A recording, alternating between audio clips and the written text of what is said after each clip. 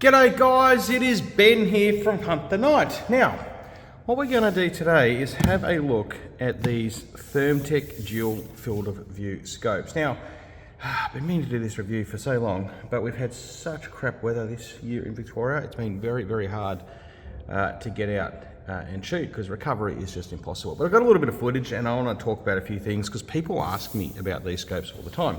And the 360 is probably our best selling scope at the moment by a fair way. And the reason is this. I get asked all the time, what is the best scope?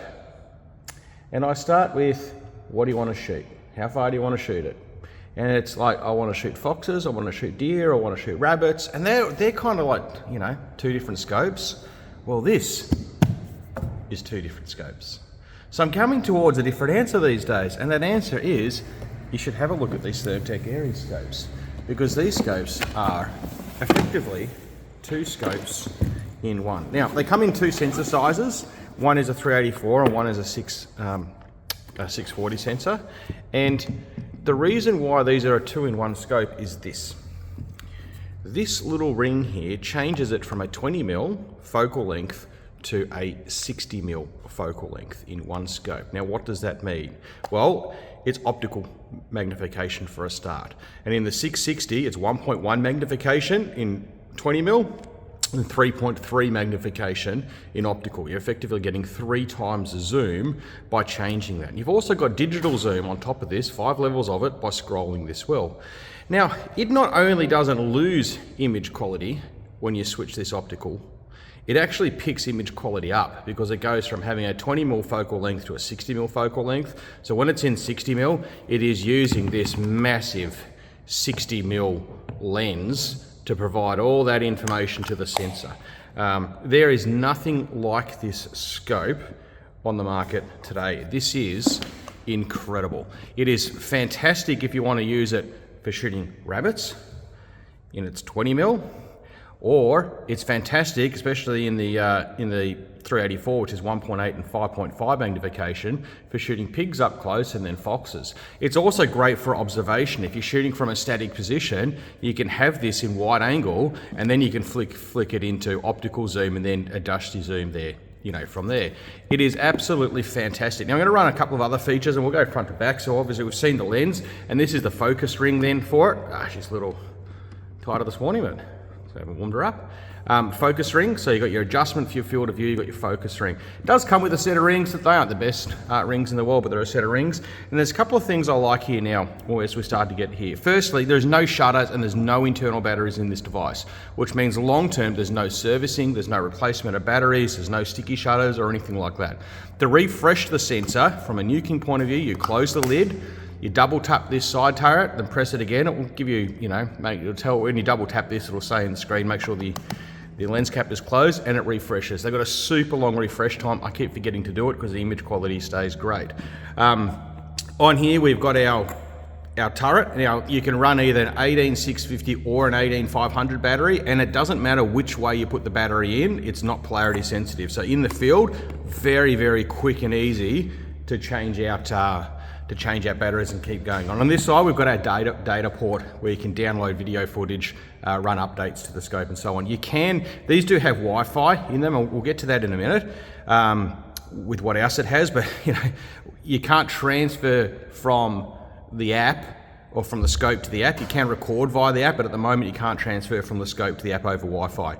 But there's a couple of other things in here that you can do, which are pretty cool. Let's move to the back. So we've got our power button, which is also our sleep button as well. This goes into sleep right away and comes out of power.